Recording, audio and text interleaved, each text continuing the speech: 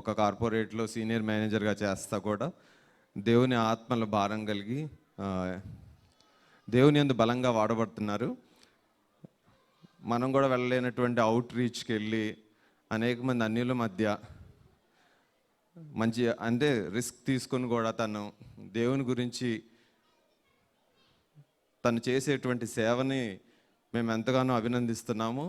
అందుకని మా మధ్యకి స్పెషల్గా బ్రదర్ అనిల్ గారిని ఆహ్వానం అందుకొని మా వద్దకు వచ్చి మమ్మల్ని గ్రీటింగ్స్ ప్లస్ మెసేజ్ ఇవ్వవలసిందిగా అనిల్ గారిని కోరుచున్నాం.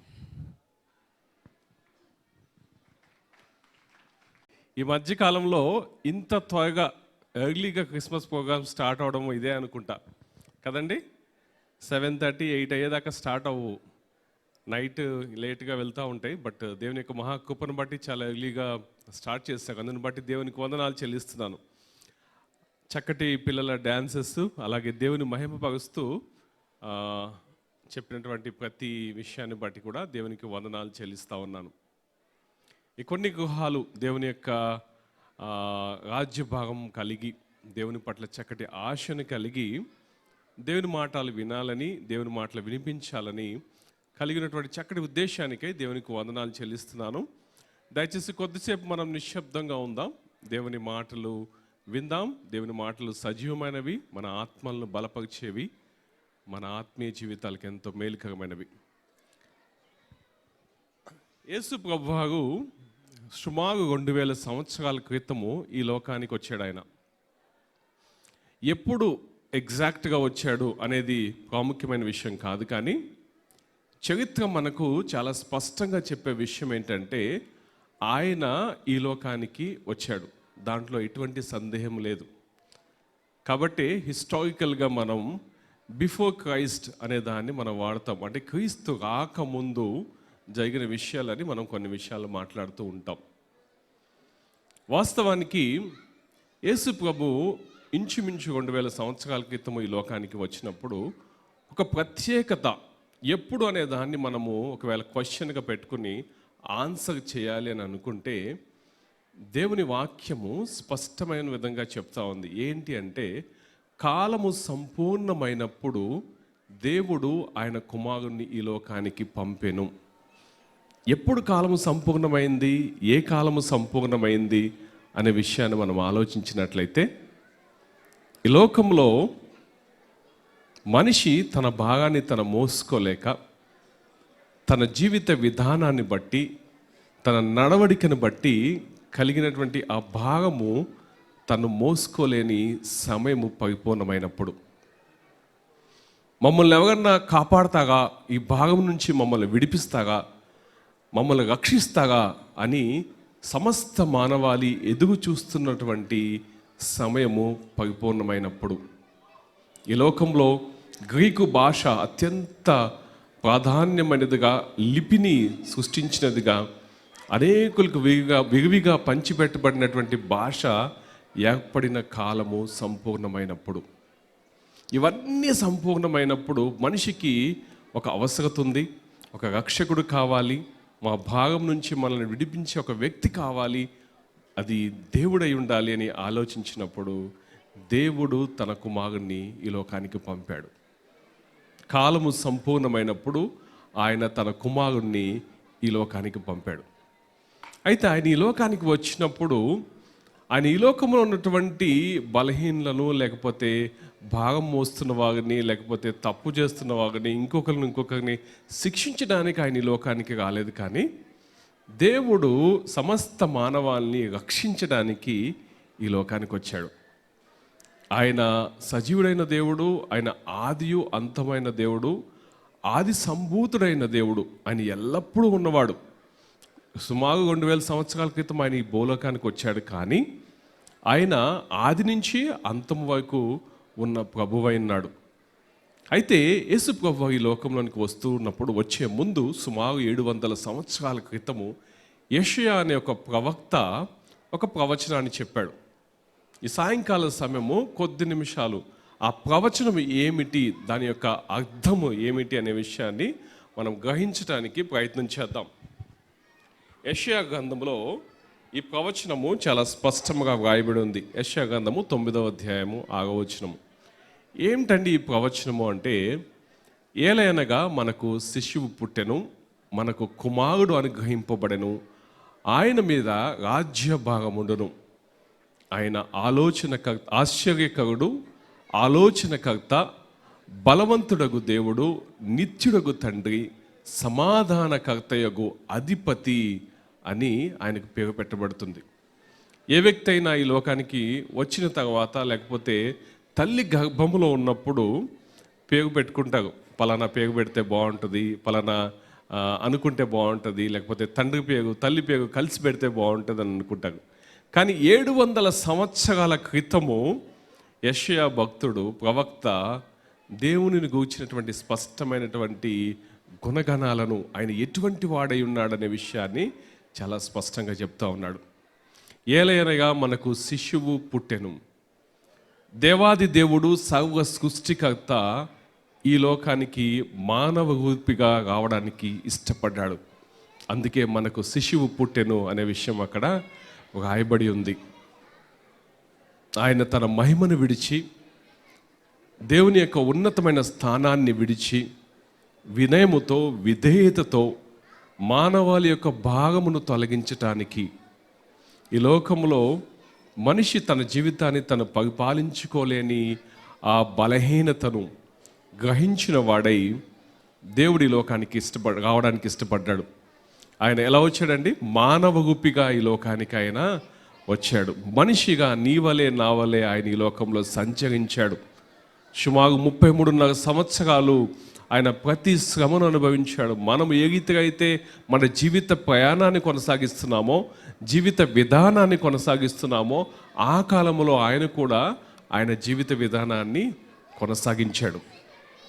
మనవలే బలహీనతలకు గురయ్యాడు. మనవలే అనేకమైనటువంటి శోధనలకు ఆయన శోధించబడ్డాడు. ఆయనకి కష్టం తెలుసు, ప్రయాస తెలుసు, బాధ తెలుసు, తమ సమీపమైన వారిని కోల్పోవడం తెలుసు. అన్ని మనిషి వలె ఆయన అనుభవించాడు. అందుకే ప్రవక్త చెప్పాడు, మనకు శిశువు పుట్టెను అనే విషయాన్ని జ్ఞాపకం చేస్తూ ఉన్నాడు.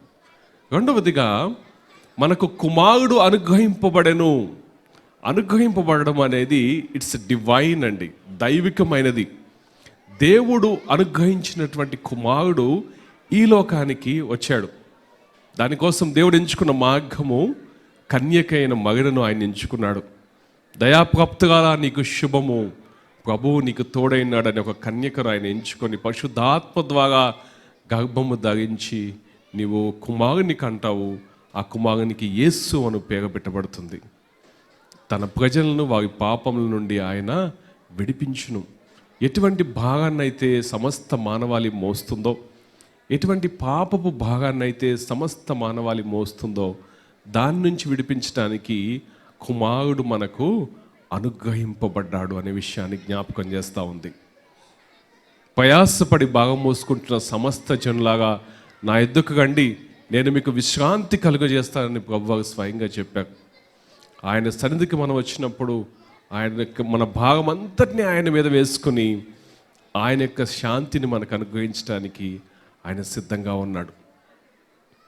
ఆయన మీద రాజ్య భాగముండు అనే 3వ విషయాన్ని జ్ఞాపకం చేస్తున్నాను. ఏంటి ఆ భాగము అంటే, సమస్త మానవాళి యొక్క పాపపు భాగము. ఆయన రాజకీయంగా లేక పొలిటికల్గా ఏదో చేయడానికి లోకానికి రాలేదు, కానీ మానవుల యొక్క భాగాన్ని తన మీద వేసుకొని మన నిమిత్తము తన ప్రాణమును అర్పించి మనల్ని స్వేచ్ఛపరులుగా చేయడానికి, మనకు సమాధానమునివ్వడానికి, మనకు శాంతినివ్వడానికి, మనకు విడుదల కలుగు చేయడానికి ఆయన ఈ లోకానికి వచ్చాడు. ఆయన రాజ్య భాగము ఆయన మీద ఉండును అంటే మన భాగాన్ని ఆయన మీద వేసుకుని ఆయన ఈ లోకంలో మన కోసం వచ్చాడని జ్ఞాపకం చేస్తూ ఉంది. అయితే 5 చక్కటి విషయాలు ప్రభువుని గురించి వ్రాయబడి ఉంది. ప్రభువైన యేసుక్రీస్తు వారిని గురించి, ఆయన ఎటువంటి వాడు కాబోతున్నాడు, ఆయన ఎటువంటి వాడుగా ఈ లోకంలో సంచరించబోతున్నాడు, ఆయనకు గుణగణాలు ఏంటి అని ఒక 5 విషయాలు నేను చెప్పి ముగిస్తాను. మొదటిగా ఆయన ఆశ్చర్యకరుడు అని చెప్పబడింది. He is wonderful. ఇంగ్లీష్లో హీఈస్ వండర్ఫుల్. ఏంటి ఆశ్చర్యకరుడు, ఏం ఆయన చేయగలడు అంటే మానవుని యొక్క మేధస్సుకు అందనిది, మానవుడు చేయలేనిది, మనిషి చేయలేనిది ఆయన చేయగలడు. మనం అక్కడి నుంచి ఇక్కడికి రావడానికి నడుచుకుంటూ వస్తాం. దాన్ని మనము అద్భుతము అనము, దాన్ని మనము ఆశ్చర్యం అనము. ఒకవేళ పక్కనే ఉన్నటువంటి అమీన్పూర్ లేక్ మీద ఈ చివరి నుంచి ఆ చివరి దాకా ఏమైనా నడుచుకుంటూ వెళ్ళిపోయారనుకోండి లేక్ మీద, అది అద్భుతం, అది ఆశ్చర్యం. భాగంలో ఉన్నవాడిని, డిప్రెషన్స్లో ఉన్నవాడిని, మగన పడకల మీద ఉన్నవాడిని, అనారోగ్యముతో బాధపడుతున్న వాడిని, మనశ్శాంతి లేని వాడిని, ఈ లోకపు పరిస్థితుల చేత కుమిలిపోతున్న వారిని, వారి జీవితాలను బాగు చేస్తే అది అద్భుతం. ఆ అద్భుతాన్ని చేయడానికి ప్రభువైన యేసుక్రీస్తు ఈ లోకానికి వచ్చాడు. అందుకే ఆయన అన్నారు ఆశ్చర్యకరుడు. రెండవదిగా ఆలోచనకర్త, హీజ్ ఎ కౌన్సిలర్. కౌన్సిలర్ అంటే ఏం చేస్తాడండి? మన పరిస్థితిని అర్థం చేసుకొని దానికి తగిన సమాధానాన్ని లేకపోతే తగిన జవాబును మనకు దయచేస్తాడు. నీ మీద దృష్టి ఉంచి నీకు ఆలోచన చెప్పేదను, నీవు నడవవలసిన మార్గమును నీకు బోధించేదను అనే వాక్యము దేవుని గ్రంథంలో రాయబడి ఉంది. దేవుడు he is very personal to everybody అండి. మీకు నాకు కూడా ఆయన చాలా సన్నిహితముగా, మనకు సమీపముగా, మనతో కలిసి ఉండడానికి ఆయన ఇష్టపడుతున్న దేవుడు.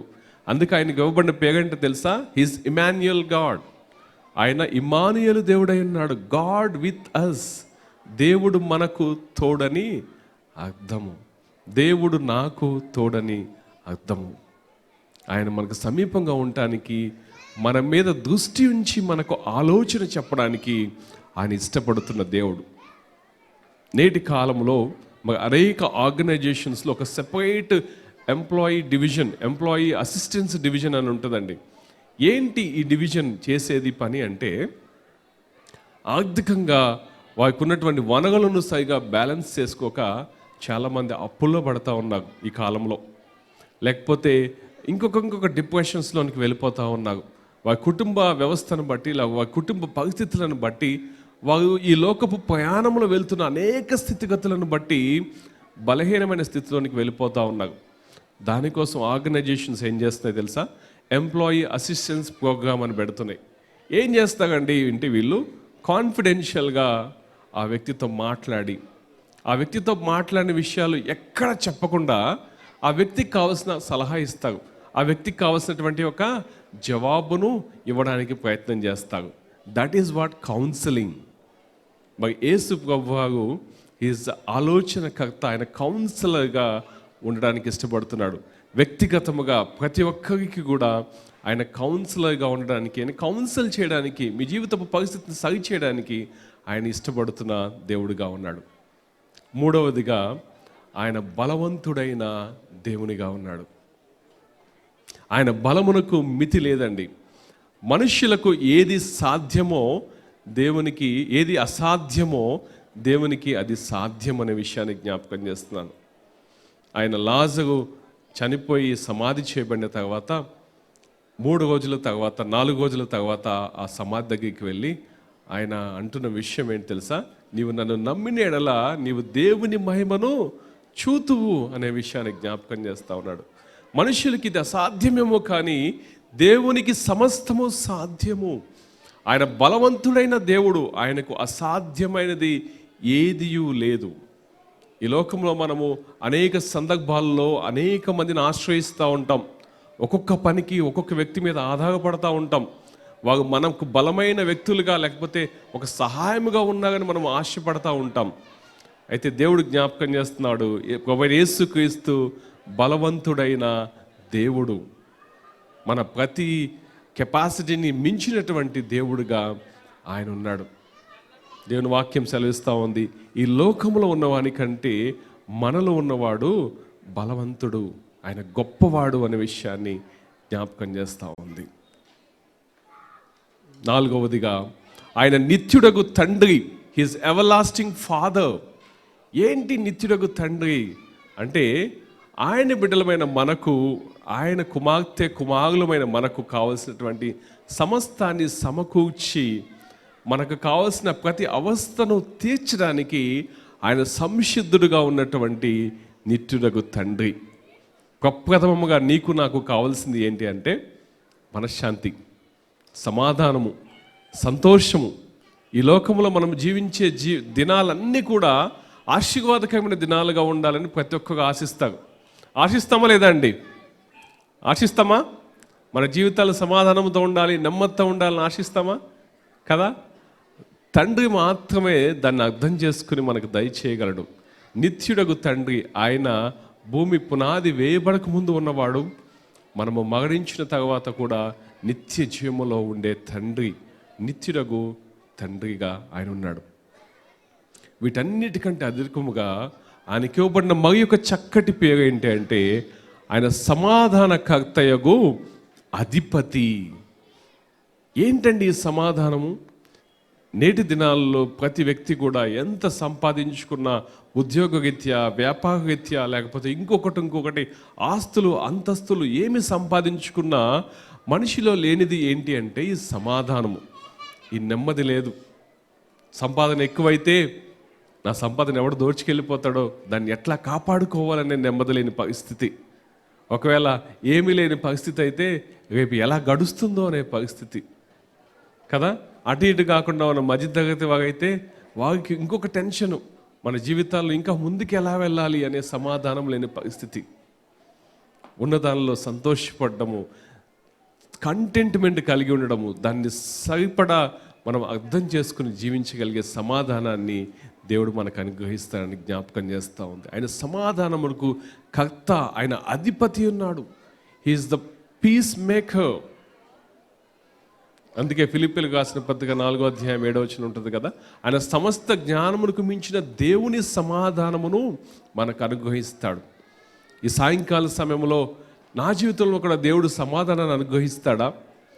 ఇంత చిందవందక చేసుకున్న జీవితము, లేకపోతే ఇంత భయంకరమైన పరిస్థితిలో ఉన్నటువంటి జీవితము, ఇంత అప్పులలో కూగిపోయిన జీవితము, ఇంత అనారోగ్యముతో ఉన్నటువంటి జీవితము, లేక ఇన్ని బలహీనతలతో ఉన్నటువంటి జీవితము, ఇన్ని ఎడిక్షన్స్తో ఉన్నటువంటి జీవితము, నా జీవితాన్ని కూడా ఆయన మార్చి నాకు సమాధానాన్ని దయచేస్తాడంటే దేవుని వాక్యం చెప్తా ఉంది.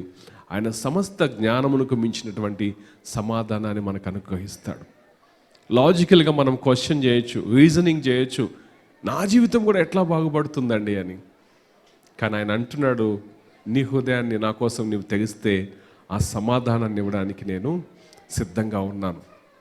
ప్రభువైన యేసుక్రీస్తు ఈయన లోకానికి వచ్చిన ముఖ్య ఉద్దేశం ఏంటి అంటే నశించిన దానిని వెదకి రక్షించుటకు క్రీస్తు యేసు ఈ లోకమునకు వచ్చెను. ఎవరండి నశించిపోయింది? దేవుని వాక్యానికి అవిధేయముగా జీవిస్తున్నవారు, దేవుని మాటకు విరుద్ధముగా జీవిస్తున్నవారు, ఇతరులను ప్రేమించలేని వారు, క్షమించలేని వారు, సహించలేని వారు, వారు దేవునికి అవిధేయంగా జీవిస్తున్నారు. దేవుని యొక్క ప్రసన్నతను, దేవుని యొక్క సన్నిధిని, సృష్టికర్తను గుర్తించలేని జీవితాలు. అట్టి నశించిన వారిని కాపాడడానికి, ఆయన రక్షించడానికి ఈ లోకానికి వచ్చినటువంటి దేవుడిగా ప్రభువైన యేసుక్రీస్తు మన మధ్యలో ఉన్నాడు. ప్రభు జ్ఞాపకం చేస్తూ ఉన్నాడు, నేను మీ హృదయం అనే తలుపు దగ్గర నిలబడి తలుపు కొడతా ఉన్నాను. మీ హృదయం అనే ఆ తలుపును మీకు తెరిచినట్లయితే నేను లోపలికి వచ్చి మీతో నివాసం చేస్తాను, మీతో భోజనము చేయడానికి నేను ఇష్టపడుతున్నాను. మరి క్రిస్మస్ సందర్భంగా 2025వ సంవత్సరము దేవుడు మనకిచ్చిన చక్కటి తరుణం ఏంటి అంటే మరొకసారి దేవుని రాకను జ్ఞాపకం చేసుకున్నానికి కాలము సంపూర్ణమైనప్పుడు ఆయన ఈ లోకానికి వచ్చాడు. ఆయన మనకు ఆశ్చర్యకరుడుగా, ఆలోచనకర్తగా, బలవంతుడగు దేవుడుగా, నిత్యుడగు తండ్రిగా, సమాధానకర్తయగు అధిపతిగా మన మధ్యలో ఉండడానికి ఆయన ఎల్లప్పుడూ ఇష్టపడతా ఉన్నాడు. అందుని బట్టి దేవాది దేవునికి వందనాలు చెల్లిద్దాం. ప్రభువైన యేసుక్రీస్తు రాకను మనము కలిగి ఉంటాము, అలాగే అనేకులకు చెప్పడాన్ని బట్టి దేవుని నామాన్ని ఘనపరుద్దాం. దేవుడి కొద్ది మాటలు మన హృదయాల్లో దీవించి ఆశీర్వదించునుగాక. అనిల్ గారు